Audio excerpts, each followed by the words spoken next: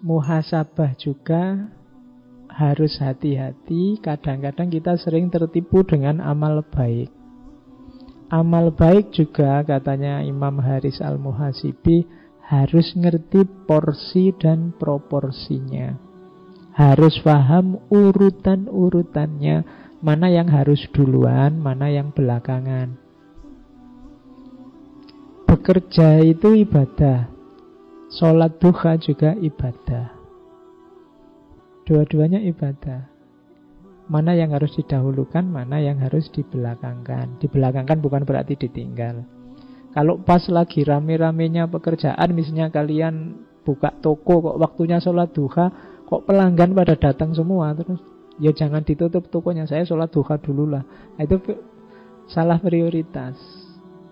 Kita sering begitu. Kadang-kadang ada salah prioritas itu, yang sunnah diutamakan, yang wajib ditinggal. Salah prioritas. Waktunya sholat tahajud semangat karena ada misinya.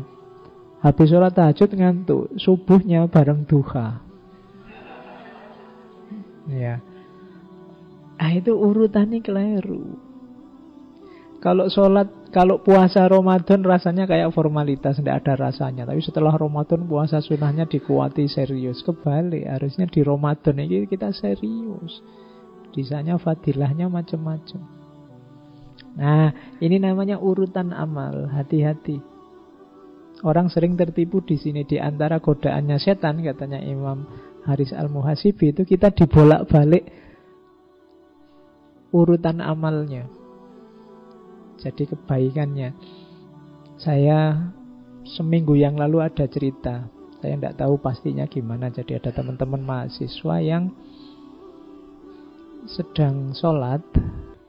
Kebetulan yang depan jadi imam, terus ambruk tempat sholatnya. Jadi imamnya ini kejeblos ke bawah. Kebetulan yang bawah ini sumur. Ya ada cerita itu kan. Saya tidak tahu pastinya, tapi ada cerita. Setelah imamnya jatuh ke bawah ini, ada makmum satu ke depan melanjutkan sholat isyaknya, menyelesaikan sholatnya. Saya tidak tahu ini yang di bawah ini sedang berjuang apa tidak. Coba nanti saya masih belum jelas, tapi ceritanya begitu. Tapi akhirnya beliau yang imam ini meninggal, mahasiswa. Jadi tidak, hati-hati. Jadi ini urutan amal. Baik, sholat itu wajib memang baik, tapi nyawa juga nomor satu. Gitu loh. Ya kan? Kadang-kadang ada orang itu kan, misalnya saking wah ini wajib ini sholat, kadang pinggir jalan besar sholat. Ya jalan sebentar sedikit di sana sudah ada masjid. Ini godaannya setan. Hati-hati. Jadi muhasabah juga ya, urutan amal. Karena setan itu sering menggoda di sini. Akhirnya kita terjebak. Mungkin nanti begitu dihisab, justru yang wajib-wajib ini keteteran. Kita lebih asik dengan yang sunnah-sunnah. Bukan berarti salah, tapi keliru urutannya, salah prioritasnya.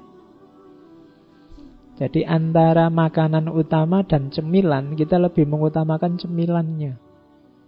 Makanan utamanya tidak tergarap.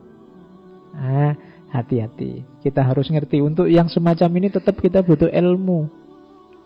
Jadi tidak sekedar. Jadi kebenaran, kebaikan itu tidak sekedar kita tahu jenisnya apa terus kita laksanakan. Kita butuh rumus-rumusnya. Kapan dilaksanakan, dalam situasi apa, untuk alasan apa, dan seterusnya. Karena begitu salah pakai, malah bahaya, kadang membahayakan kita. Saya sering mengilustrasikan itu. Hari ini kan ada Google itu. Kita ada apa-apa nyari Google. Di Google banyak informasi, tapi kalau tidak kita pakai secara hati-hati, nanti jangan-jangan kita menggunakannya tidak pas. Kita misalnya kepala pusing, terus kamu Google sebab-sebab kepala pusing. Nomor 1, kolesterol tinggi. Nomor 2, jantung tersumbat. Nomor 3, terus kamu kan terus stres itu kan. Waduh, jangan-jangan ini sebentar lagi aku stroke nih. Nanti kamu apa-apa dikit, yuk Informasinya tidak salah, tapi kamu belum tahu porsi dan proporsi informasi, konteksnya informasi, kapan dia pasnya. Ya, contoh ini bisa dikiaskan kadang-kadang tentang agama kan juga begitu. Hukumnya ini apa? Jujuk saja kamu nyari hukum gini, terus kamu tidak ngerti porsi dan konteks dari fatwa yang diberikan itu untuk apa, kapan, dalam situasi apa. Itu gunanya kita nambah ilmu terus. Tanya ahlinya, bila perlu nyari yang bisa nuntun. Makanya dalam tasawuf itu disarankan ada mursyid, ada penunjuk, penuntun. Kalau jalan sendiri khawatirnya tadi keliru. Wong kamu cuma sakit pilek aja merasa kena serangan jantung lah, kena apalah gitu. Nanti dadanya sesak sedikit merasa, waduh, ini jangan-jangan paru-paru nih, ini jangan-jangan asma nih, macam-macam. Oke, cari ilmunya.